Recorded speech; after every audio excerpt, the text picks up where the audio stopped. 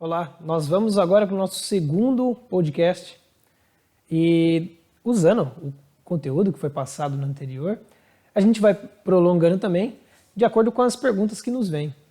Então eu estou aqui com o Solon Cruxem novamente e a gente vai falar sobre qual tema hoje, Solon?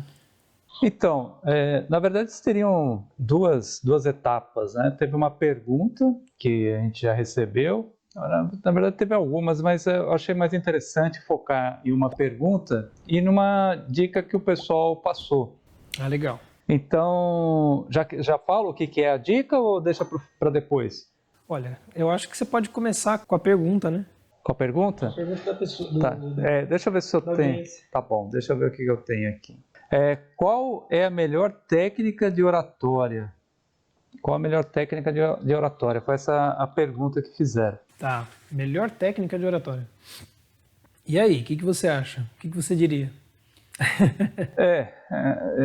Assim, é uma pergunta, ela ficou um pouco genérica, né? Porque vamos imaginar que eu fosse discorrer várias técnicas. Possivelmente, durante a história da humanidade, tivemos muitas técnicas de oratória.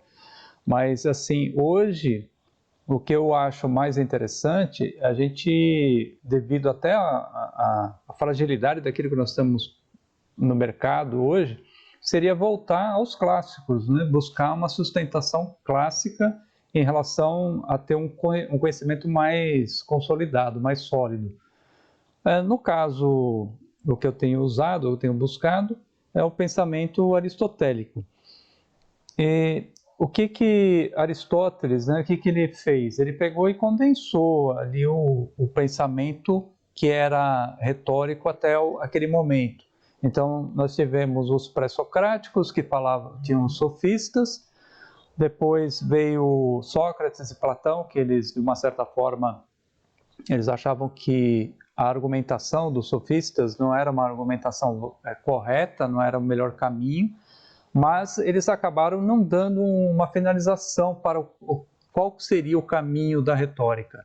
E Aristóteles faz justamente isso. Ele condensa num trabalho dele, que é a retórica, ou arte retórica, não me lembro bem o livro, ele tem esse e tem retórica a Alexandre, que aí ele já fez especificamente para o Alexandre da Macedônia, que foi Pro governador, né? Pro cara que ia liderar, né? Ele foi na verdade, um imperador, né? Uhum. Imperador da Macedônia.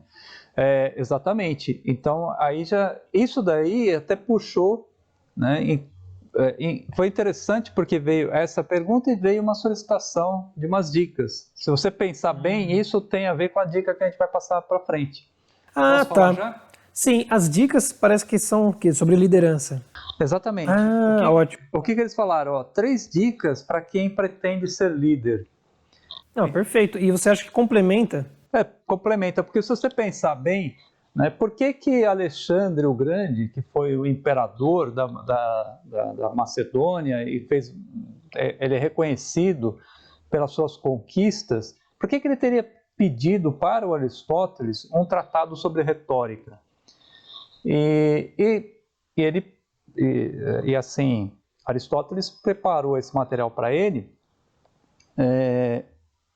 colocando justamente o que são os pontos necessários para a boa retórica. Certo. Tá?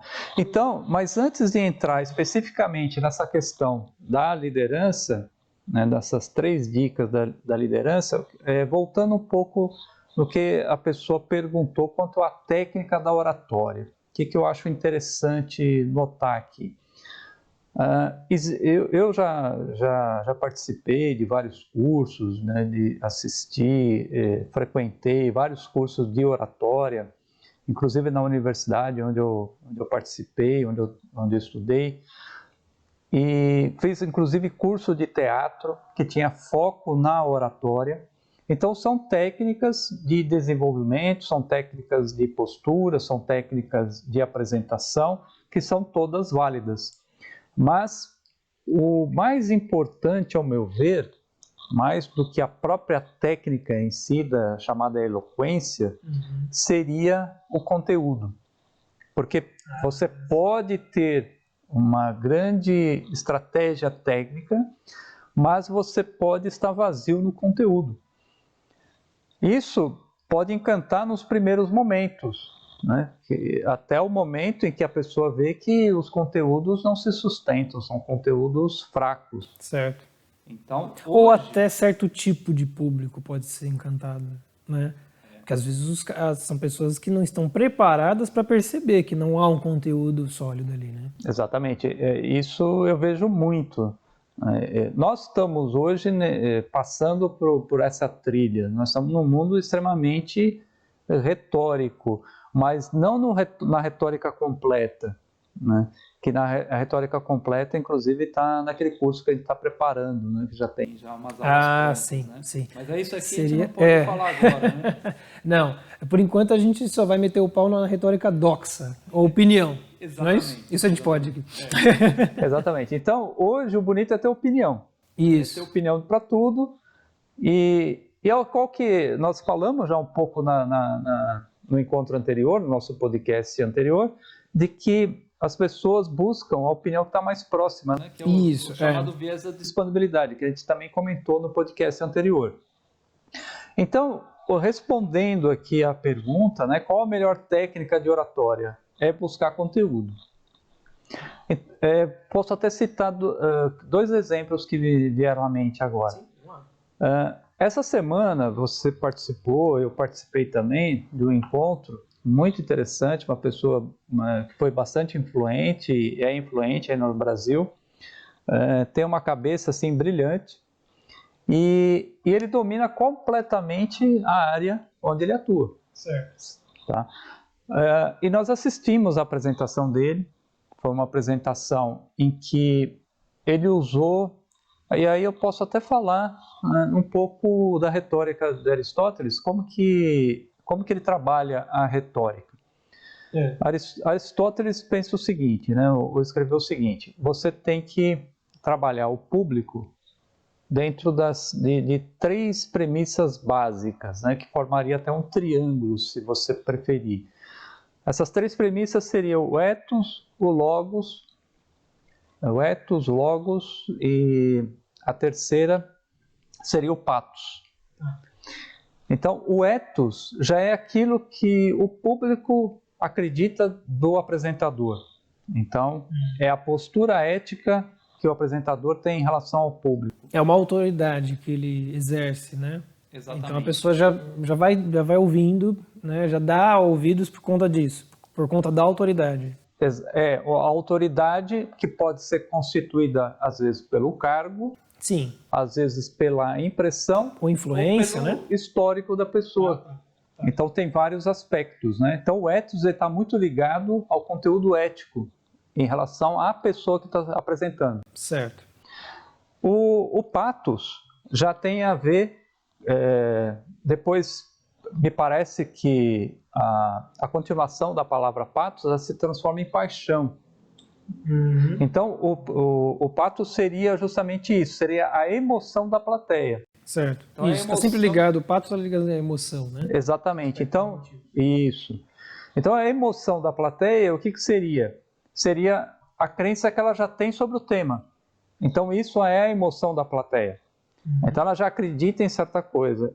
E aí o que o orador tem que fazer? Ele tem que partir disso que já é uma crença constituída, para ele não bater de frente, e a partir disso ele vai criar um ambiente para que ele possa passar a mensagem dele. Tá. E a mensagem é o logos. A mensagem é o logos. Por que logos? Porque o logos é a lógica. Uhum. Então a mensagem ela tem que ter uma sequência lógica. E logos tem também uma coisa que é um significado muito recorrente no passado, que é o discurso. E é discurso lógico, mas no discurso da ideia, né? A ideia que está discursando. Então, no princípio era o logos. Tem alguns alguns escritores que falam. Né? É a palavra criadora. A palavra criadora, porque a própria palavra... Então, isso que você falou é fundamental do entendimento do próprio cristianismo, né?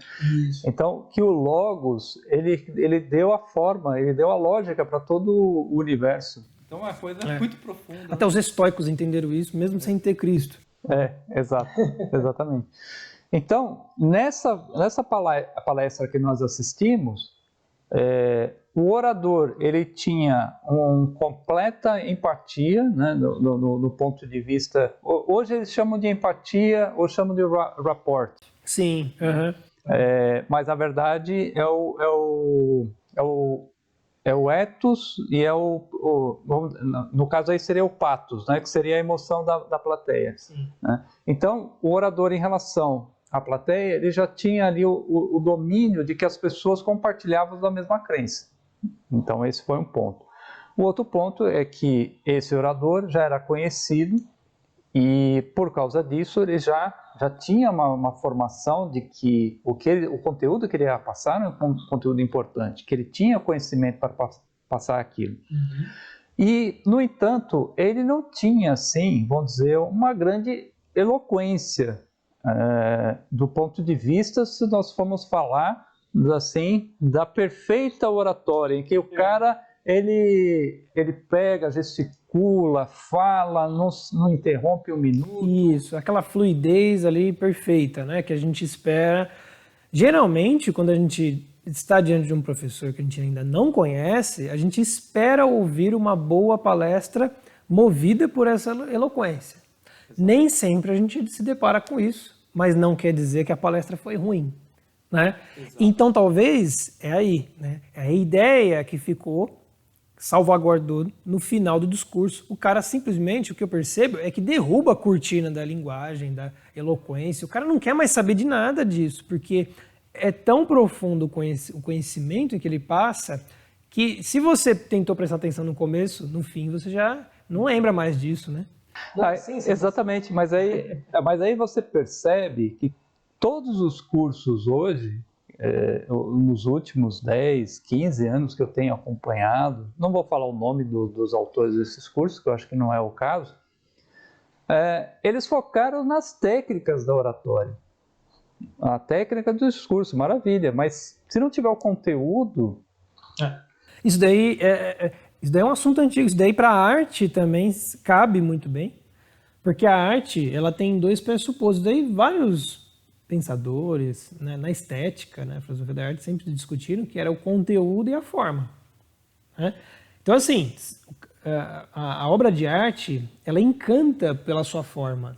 A forma ela está trazendo de qualquer maneira, a técnica, ou seja, a capacidade do artista em produzi-la. Ele está passando também muito daquelas sensações que vão acabar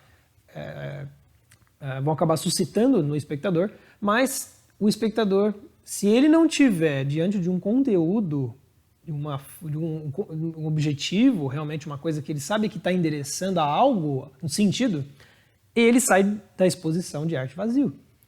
E essa é uma experiência que eu acho que todos já tiveram hoje, porque exposições que remetem ao vazio nihilista, a gente já tem isso muito forte. Né? E McLuhan, no século XX, era um cara muito polêmico, ele falou assim, até escreveu um livretinho, né, que chamava O Meio é a Mensagem. Então, você percebe que é uma tendência, já em McLuhan, nos meios de comunicação, que a maneira com que a pessoa fala, né, o meio já quer desenvolver a finalidade, né, ou já quer botar, não sei, a tirania da finalidade da sua mensagem através do próprio meio. Então há uma inversão, né, muito provavelmente há uma inversão nesse sentido. Né? Então aí é que está. Também uma coisa que a gente fica meio... Por que como as pessoas não percebem que não há conteúdo, só há meio, não há mensagem, né? É uma coisa a se perguntar, né? Às vezes a gente pode até pensar num próximo podcast, assim, um assunto. Então, na verdade, isso podemos focar em algum podcast especificamente, né? Vamos ver quais vão vir as próximas perguntas, se vai ser nesse sentido, porque na verdade esse ponto também está no nosso curso lá, né? Também, vamos reservar isso aí. E como sair disso. Então, está bem completo nesse ponto. Aguardem que em breve temos novidades pela frente. É só acompanhar. Exato. Então, agora vamos dar um exemplo mais assim que a gente possa falar abertamente que eu me lembrei agora, seria do Jordan Peterson, Sim. o psicólogo Jordan Peterson. Ele tem É uma figura importante hoje. ele tem um conteúdo muito grande. Ele ficou notório nos Estados Unidos quando ele começou a debater com as pessoas nas ruas com relação a coisas de protestos que as pessoas estavam assim. Elas queriam protestar, mas não sabiam contra o quê e pelo quê. Então ele ia para a rua e debatia com as pessoas ali nas ruas, e aí ele começou a pegar ter notoriedade. Mas assim, o que eu percebo do perfil dele, quando ele participa de entrevistas em que, aí é bem interessante essa coisa que me ocorreu agora. Quando ele participa de entrevistas e ele sabe que o entrevistador não está assim fluente com as ideias dele, ele sabe que é um campo, vamos dizer, um campo minado. Sim. Ele usa todas as técnicas. Ele conhece todas as técnicas. Então, ele conhece as técnicas de persuasão, ele sabe o momento de colocar a sua impressão, e ele vai aguardando, e ele vai, vamos dizer, ele vai dando corda também para a pessoa, entendeu? E eu já vi várias entrevistas dele que ele conduziu dessa forma. Mas, no entanto, quando ele está no público dele, ele está dando as palestras dele e tal, aí você percebe o seguinte, ele larga a questão técnica da oratória e ele foca no conteúdo. Ele foca totalmente no conteúdo. Aí você vê que aquilo lá que ele está passando, o conteúdo que ele está passando, está vindo dentro dele, está vindo de uma forma assim, emocional. Ele flui de uma maneira que aquilo está dentro dele. Ele expõe tudo, todo o sentimento, na forma como ele vai transmitindo. E nesse momento é como se ele estivesse em transe. Você não percebe ele preocupado em olhar para cada pessoa que está na plateia. Às vezes ele vira, às vezes ele se movimenta. E ele não está preocupado com essa questão, com a questão da técnica da oratória. Ele está preocupado naquele transe de transmitir a melhor mensagem. E é isso que eu estava falando. O espectador percebe isso e se incomoda pela falta da técnica? É claro que não, né? É óbvio que não. O cara já está em transe junto com ele. Né? Então não realmente é desnecessário para ambos os lados as técnicas. Né? Para quem ouve e para quem fala. Exatamente. Então, mas aí é porque o conteúdo se sobrepõe à técnica. É o conteúdo. Então você tem já a beleza. Você já tem a beleza do discurso, pegando um pouco da sua área, né? Você já tem a beleza, e a beleza ela pode sobrepor a técnica. Uma coisa também que é importante, se não me engano foi o Gustavo Corsão que disse o seguinte, que a beleza está para tudo aquilo que clarifica a realidade do homem. Então o homem, quando ele está diante de alguma coisa bela, ela ilumina. E por isso que a gente acaba levando o termo beleza para outros setores que não são os estéticos só. Então é belo você ver algo que clarifica, que dá sentido, não é? E nada como o conteúdo de uma aula, de um bom discurso, um belo discurso. Exatamente.